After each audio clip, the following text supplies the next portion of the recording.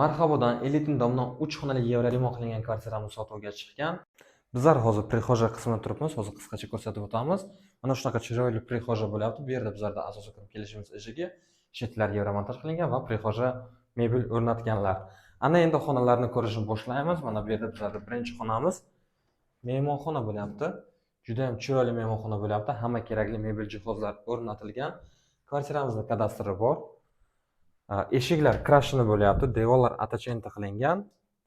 Mana shunaqa kattalar yotoqxonasi bo'lyapti. Kattalar yotoqxonasida ham ko'rishlaringizdek hamma kerakli mebel jihozlar o'rnatilgan. Kvartiramizda dvухkonturli kotел o'rnatilgan, chopli pol qilingan. Bu yer esa bizlarda bolalar yotoqxonasi bo'lyapti. Bolalar yotoqxonasida ham ikkita kravat, shifoner o'rnatilgan. Va mana bu yerda bizlarda oshxona. Oshxonamizda ham kuxonniy garnitura, gazovый plita, stul, stиральная mashinka, холодильникlar o'rnatilgan va ahamiyat bering, kvartiramiz panoramli oyna bilan bezatilgan. Bu yer esa bizlarda sanuzul bo'lyapti do'stlar. Agar kvartiramiz ma'qul bo'lgan bo'lsa, agar qo'shimcha ma'lumot pastda opsiyada bo'ladi, videoni tanishlarga yuborib qo'yish esdan chiqmasin. Ko'rishguncha.